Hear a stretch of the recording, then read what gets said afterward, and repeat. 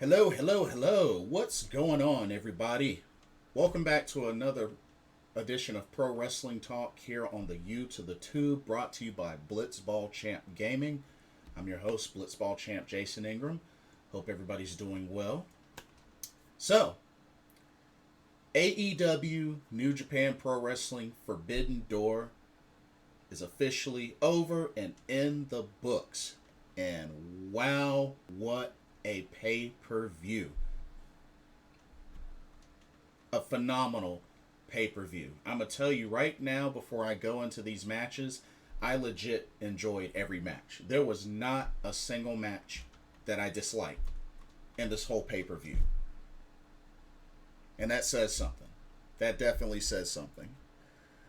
So, this ended up being, I believe, 13 matches if you include the buy-in, which the buy-in ended up being, it actually ended up being 4 matches for the buy-in.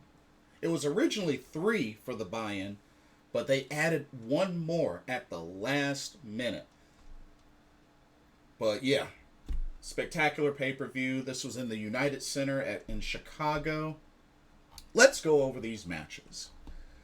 So, for the buy-in, first match from the buy-in was a tag team match. The Factory's QT Marshall and Aaron Solo took on Bishamon of Chaos, made up of Yoshihashi and Hiroki Goto. Definitely quite the match to kick off the buy-in for Forbidden Door. And, you know, this was a really good match. I love Yoshihashi and Hiroki Goto. Hiroki Goto, I want so badly to get at least one run as IWGP World Heavyweight Champion before he calls it quits. But this was definitely a good match. It was kind of back and forth, but for the most part, Goto and Yoshihashi had this one in the bag. And they were able to both finish off QT Marshall with their double team and get the 1, 2, 3. So New Japan Pro Wrestling comes up and gets the first victory of the night with their win over the Factory's QT Marshall and Aaron Solo. Great match. Really, really good to start off. Definitely loved it. As I love both of the competitors in Yoshihashi and Hiroki Goto. Secondly, we had Lance Archer versus Nick Comoroto of the Factory. This match was pretty much thrown in at the last minute from what I've been told. I mean, I liked it. I definitely liked it. I mean, if anything, it was a match to showcase 2 big men going at it. And, you know, you can always use a match like that for a pay-per-view. You don't want to get too crazy, but I'm totally fine with a match like that. And, you know, it definitely delivered. You know, they went back and forth. It was good to see Lance Archer do some high-flying stuff. You know, walk the ropes, did the moonsault. And I was impressed that he was able to get Nick Comoroto up and hit the blackout. Because you got to remember, that's a big dude. Nick Comoroto is a big dude. And he was still able to hit him with blackout. So, hey, very impressive. Still no Jake the Snake Roberts with Lance Archer. So, kind of a bummer. But, hey, didn't matter. He got the victory anyway. So, congratulations to Lance Archer on defeating Nick Comoroto.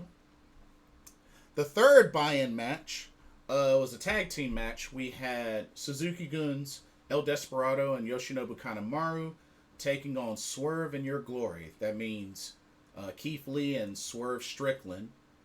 There was a lot of questions on whether they would be able to coexist. There were a few miscues in the match, but even with the miscues and even with Suzuki Gun really targeting that knee of Keith Lee like a whole bunch of times in this match, Swerve and Lee were able to to get it done. And even getting the whiskey spat in Keith Lee's face still wasn't enough to put away Keith Lee. But Swerve and Lee were able to get the victory. Keith Lee was able to hit that Big Bang Catastrophe, which I don't know if they called it if they got a new name for that move yet. But he hit Kanemaru with the Big Bang Catastrophe for the 1, 2, 3, and Swerve and Lee get it done. They end up getting it done, and I tell you, it was quite an excellent match. Definitely enjoyed it. Swerve and Lee definitely were on the same page. And, it seems like things are cool now. And, of course, afterwards, Absolute Ricky Starks, Powerhouse Hobbs, up in the box, talking smack to Swerve and Lee. So I'm sure we're gonna get that match. We're gonna get that tag team match again. But as of now, Swerve and Keith Lee, they're cool. They're cool again. So I mean, I don't know. I guess that was just gonna be like a tease of a heel turn or whatnot. But looks like we're gonna have Swerve in Your Glory still together for a while. At least that's what I take from that. Because they still defeated a cohesive team in Kanemaru and Desperado. So, got to give them credit on that. And that was a excellent tag team match. All right, and then the final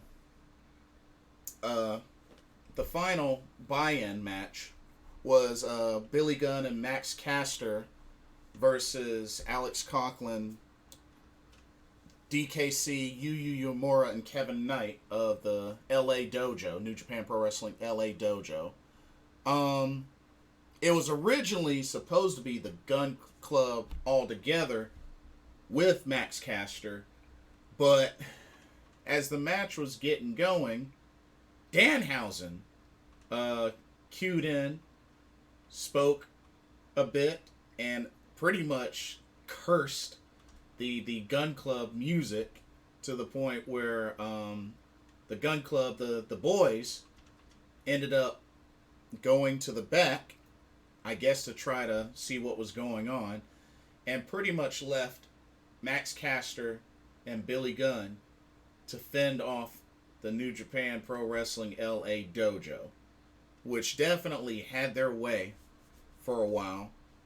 But when the time came and Billy Gunn came in and just pretty much cleared house of the LA Dojo, he left it for Max Caster to put the finishing touches after a famouser. Max Caster hit the mic drop. 1, 2, 3. And Max Caster and the Gun Club get the victory over the New Japan LA Dojo. I mean, I can't say that I'm too surprised, being that, I mean, the LA Dojo, I mean, those folks are young lions. So, typically, the young lions, when paired up against the vets and whatnot, the non-young lions, they typically end up losing. So, this was nothing abnormal. So, that's the way I see it. Okay. So, that was the buy-in. Now, let's go into the main card. And it kicked off with a banger of a match. Chris Jericho, Sammy Guevara, and Minoru Suzuki taking on Eddie Kingston, Wheeler Yuta, and Shota Umino. Whew, let me tell you. These teams destroyed each other. We had some great spots with Eddie Kingston and Minoru Suzuki just going at each other with the chops and just hard-hitting action. Jericho and Shota Umino. Shota Umino holding his own against Jericho's team. It was crazy. It was really, really crazy. And I tell you, Wheeler Yuta did his thing, of course, until he ate a GTH on the outside of the ring from Sammy Guevara. But I gotta give props to Shota Umino. He really got a lot of spotlight in this match. I mean, as much as Eddie Kingston and Minoru Suzuki did, Shota Umino he got his licks in. He definitely got his licks in, and it was just really really good to see. But when it was all said and done, Jericho did get the last laugh, hitting a Judas effect on Shota Umino to get the 1-2-3, despite Shota Umino's last ditch effort to fight back the opposing team. But man, that was a crazy, crazy opening match for the main card. I mean, I loved it. Definitely loved it. Now, with Jericho's team winning, that means they get the advantage for Blood and Guts in Detroit this Wednesday. So they get the advantage. So this should be really good. But wow. What a match. And then we turn around and we have the triple threat. Winner takes all for the ROH World Tag Team titles as well as the IWGP World Tag Team titles. As the ROH champs, FTR went up against the IWGP heavy tag team champs of United Empire's Jeff Cobb and the Great Okan versus Roppongi Vice. And definitely all three teams got a chance to showcase pretty well. The only thing was that Dax Harwood had to go to the back for a little bit because he pretty much, I think they said that he either got a separated shoulder or like dislocated shoulder early in the match. So he got sent to the back, and Cash Wheeler had to fend for himself in this match for a while. But sure enough, he was able to get it popped back, and Dax Harwood came back later in the match to continue and was able to get his in. But I tell you, these three teams definitely went hard. It was incredible. Like I said, it was unfortunate that Dax suffered the injury, but it was cool that he was able to come back and finish the match. And I tell you, once FTR hit that big rig, oh, the crowd went super crazy because that was all she wrote. Big rig, 1, 2, 3, and FTR are now triple champions. Because remember, they're the AAA World Tag Team Champs as well. So they now have that, the ROH World Tag Team titles, and the IWGP Tag Team titles as well. So they got 3 sets of tag team titles. That's crazy. That's really, really crazy. My only thing now is, what is Dax Harwood's condition going to be? Like, is his condition, is it serviceable, or is it bad enough to where, may have to drop one set of titles or a certain number of titles or whatnot? Because, I mean, ain't no sense making him a triple champion if they're not going to be able to wrestle. But who knows? I think they should be fine, but you never know. There's no telling what the extent of Dax Harwood's shoulder is. But I mean, I'm under the impression that went to the back, got it popped back in place, was able to come out and finish the match, which is cool, which is definitely cool. I mean, it's not an easy thing, but hey, I give it to him. I give it to him. So that's my only thing. All right, next up we had the Fatal 4-Way to crown the inaugural All Atlantic champion. We had Miro, we had Pac, we had Malachi Black, and we had Clark Connors. And I must say, this was an amazing match. All four men looked really, really great, especially Clark Connors near the end. I mean, Clark Connors got a huge pop from the crowd once he really got going. But it was good to see Miro. Miro did his thing. Malachi Black, Pac. And I originally was thinking Miro was going to win, but you know what? I actually really like the outcome. I like the outcome. We got to see Malachi Black spew some of that black mist in the face of Miro. There was also a black mass as well. And it looked like Malachi Black was going to get the victory, the submission victory and whatnot. But Pac was able to hit a black arrow and was able to put the brutalizer, lock in the brutalizer on Clark Connors. Pretty much an instant tap out.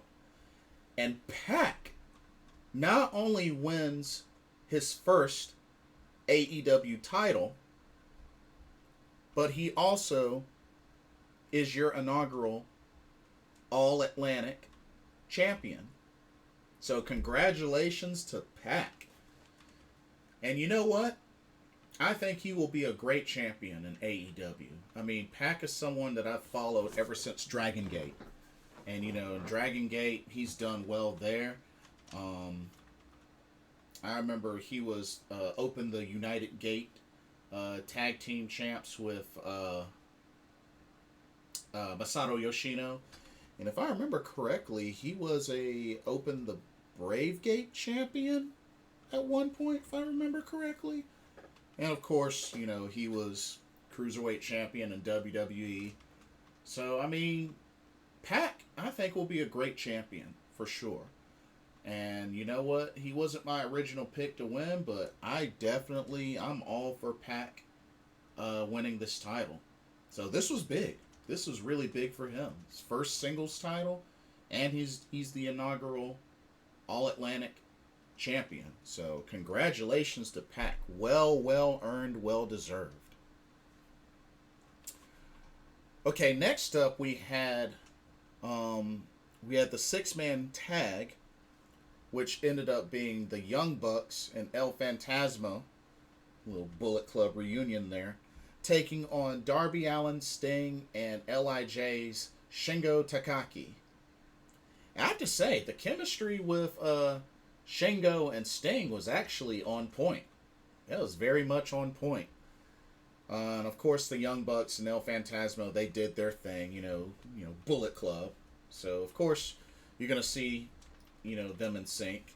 We saw a lot of back rakes as well, so I thought that was pretty funny.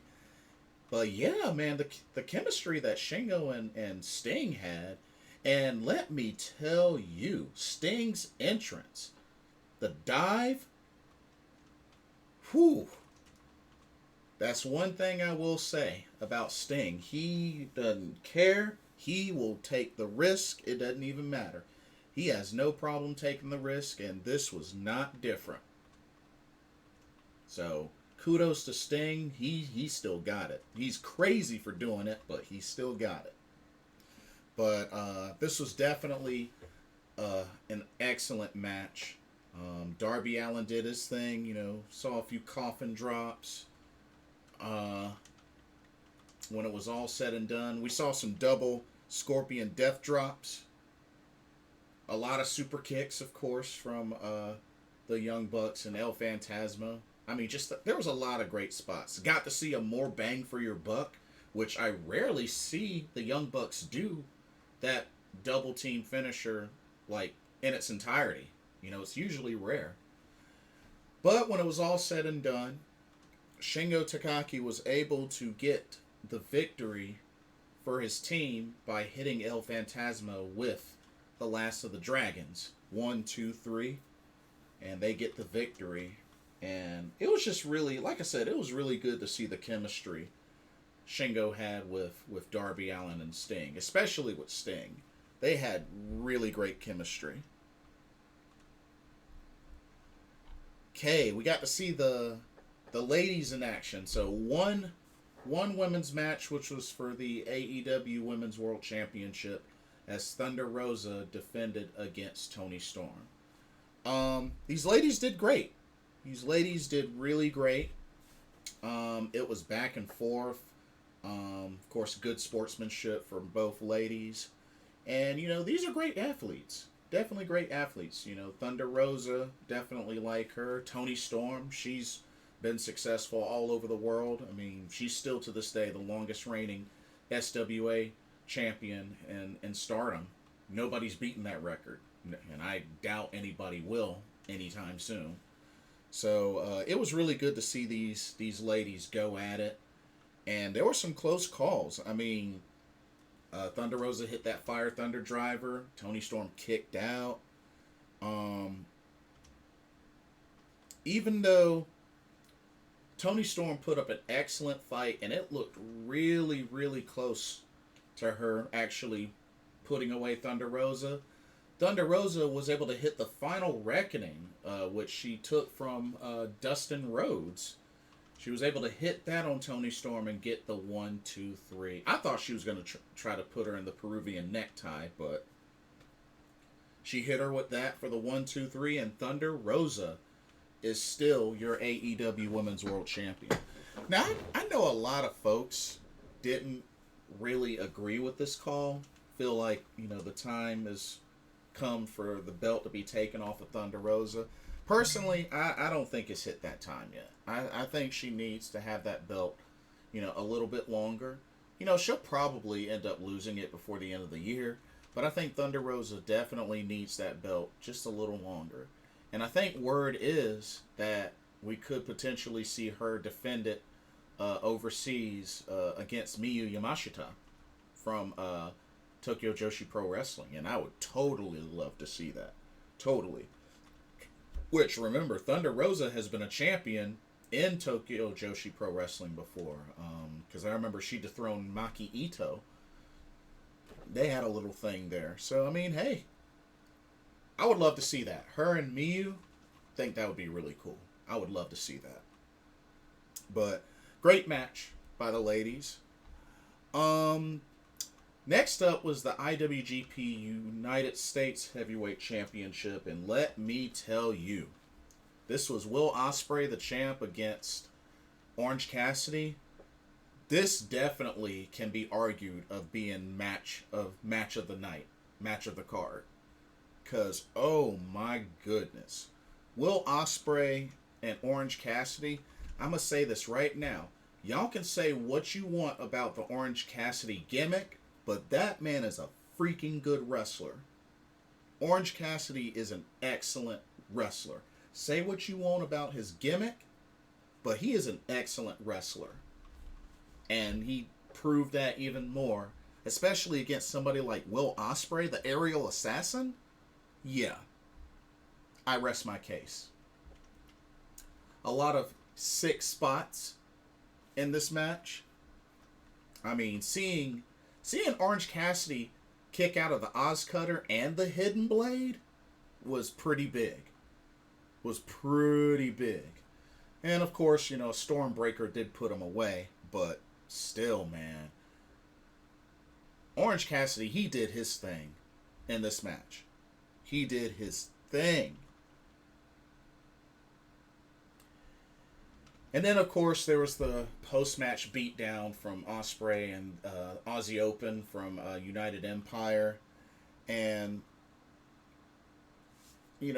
best friends of Beretta came out to, him and Rocky Romero came out to help Orange Cassidy.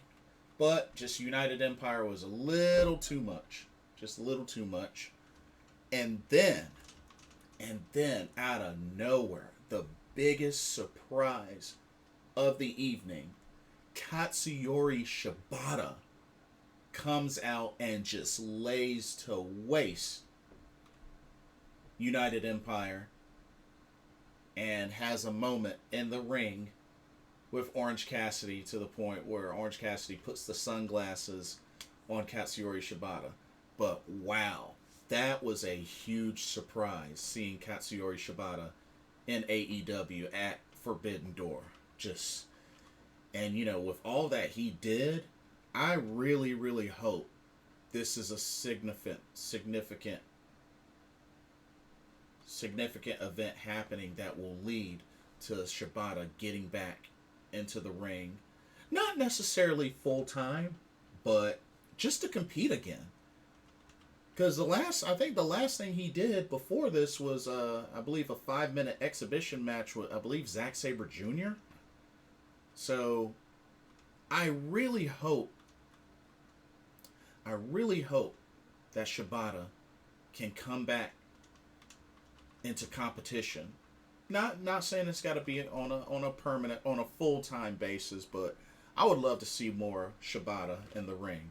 Shoot, I would love to see another Shibata Kyle O'Reilly matchup. Oh, I would love to see that. Or Shibata versus Malachi Black? Or Shibata versus Bryan Danielson? Shoot. Those would be killer matchups. Shoot, I'd be all over that. Are you kidding me? I would be all over that. And then next up, we had Zack Sabre Jr. versus the mystery opponent who also ended up being the newest member of the Blackpool Combat Club that would take Bryan Danielson's place at Blood and Guts. And sure enough, a lot of people guessed it, and it ended up being true. Cesaro, Claudio Castagnoli, is all elite and was revealed as the mystery opponent for Zack Sabre Jr. And he had a huge pop. He had a very huge pop. And I tell you, his match with Zack Sabre Jr. was fire. I mean, just back and forth. These two definitely traded blows. Zack Sabre Jr. Put him in a load of submissions, and just it was really good to see. And I thought for a second it was going to be a squash because Claudio came in, hit the running European uppercut, hit the neuralizer, and I thought that was it. But of course, Zack Sabre Jr. kicked out. So I thought for a second it was going to be a squash, but still, these two had an excellent match. And whew, it was crazy. It was really crazy. But sure enough, when it was all said and done, Claudio was able to put the nail in the coffin and hit that cross-arm powerbomb on Zack Sabre Jr. to get the 1-2-3. But man, what a match and what an AEW debut for Claudio Castagnoli. Like, that's huge. And he's the newest member of the Blackpool Combat Club. What a debut. What a debut. Okay, next up, we had the Fatal 4-Way for the IWGP World Heavyweight Championship. Of course, we had the champion, Switchblade Jay White, accompanied by Gato, defend against Hangman Adam Page, Adam Cole, as well as the Rainmaker, Kazuchika Okada. This was definitely a very enjoyable Fatal 4-Way match. I know most of the time Adam Cole and Jay White were working together, but Okada and Hangman, I thought they had pretty good chemistry, and it was just back and forth with all four of these competitors. My only complaint, I really wanted to see at least one Rainmaker, and it did not happen. Oh man, I wanted to see one Rainmaker. Uh, there were a couple of attempts, but really wanted to see one Rainmaker. But Switchblade was able to hit a Blade Runner on Okada, and Adam Cole also got injured near the end of the match, and even though Jay White got the pin on him, it looked like it was a botched pin because it looked like Adam Cole's shoulder got up before the 3 count, but the ref still counted the 3. So I think the ending was a little botched, but Adam Cole was definitely injured. He was definitely injured. Now he was able to walk out on under his own power, but word that I heard was possible torn labrum. I don't know for sure. Wasn't a lot of details, but Adam Cole's definitely hurt. He definitely got injured. So I hope he'll be okay, man. The injury bug has hit pretty badly across pro wrestling in general. So yeah, that was rough. But Switchblade Jay White retains the IWGP World Heavyweight Championship. And then we had the main event. This was for the interim AEW World Championship, as this came down to Jon Moxley versus the Ace Hiroshi Tanahashi. And this was a very, very brutal match. Very brutal match. Mox got bloodied up badly. And it was just, like I said, it was back and forth, but man, Mox got jacked up and bloodied up. And man, it was so close. I really wanted Tanahashi to win. But, he definitely had that fighting spirit. He never tapped out, despite being put in a sleeper, being put in the Bulldog choke. And yeah, he never tapped out. But, it took a second or a third, I think it was a second or a third Death Rider put away the Ace. I was so bummed. I really wanted Tanahashi to win. Because personally, I felt like Mox versus CM Punk can happen at any time. You know what I mean? And not to mention, it's the interim title. And I don't think there would have been any issue with Tanahashi holding the interim title until the time came for him to drop it to CM Punk.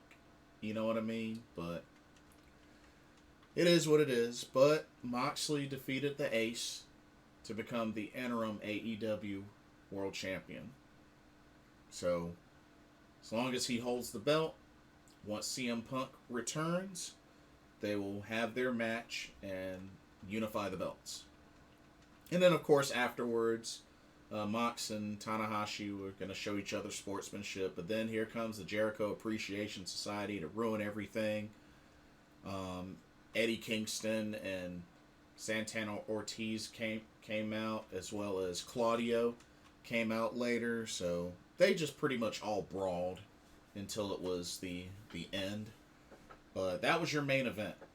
That was your main event. And like I said, overall, this show was amazing. New Japan Pro Wrestling, AEW, this was an excellent collaboration show. And you know what? I hope this is something that they can do maybe once a year. Maybe make it a once a year sort of thing. I think it's worthy of that. But kudos to AEW and New Japan Pro Wrestling for coming together and just making this awesome pay-per-view. Just amazing. So, I know next up for AEW we got Blood and Guts on Wednesday. But, and then of course, with New Japan Pro Wrestling, they're getting geared up for the G1 Climax 32. And then, also want to give a shout out to Fred Rosser, who dethroned Filthy Tom Lawler to become the second and new strong open weight champion. That's right. Fred Rosser got it done. He was all bloodied up, but was able to dethrone Filthy Tom Lawler. Which kind of makes sense, especially being that Filthy Tom Lawler is actually going to be in the G1 Climax for this year. So he's going to be in Japan. He's going to be busy. He's going to be busy. So got a lot to look forward to, y'all. But this was an excellent pay-per-view. And, you know, I can't wait to see what's next. Can't wait to see what's next. Totally got my money's worth. Very, very happy. But I'm hoping in the future, not only just another one of these, but I'm hoping in the future that maybe AEW and Stardom can work together and put on a show. Maybe all women's pay-per-view. AEW and Stardom do a collab. I think that'd be awesome. I think that'd be really awesome. But we'll see what happens. But anyway, let me know what y'all's thoughts are on AEW New Japan Pro Wrestling Forbidden Door. What did you think of the matches? Did you like the matches? Did you enjoy the pay-per-view? What did you think about the title changes? The surprises? You know, Claudio Castagnoli, he's returned. He's all elite. Katsuyori Shibata make an appearance. It still would have been really cool to see Kenny Omega. I really wish he would have made an appearance, but fortunately it didn't happen. But still, excellent show. But yeah, let me know what y'all's thoughts are. Don't forget to like, comment, subscribe, and hit that notification bell. And thank you so much for watching. For another Pro Wrestling Talk, brought to you by Blitzball Champ Gaming here on the U to the Tube. I'm your host, Blitzball Champ Jason Ingram. Hope everybody has a blessed week, and I will see y'all in the next video. Peace out. Love y'all.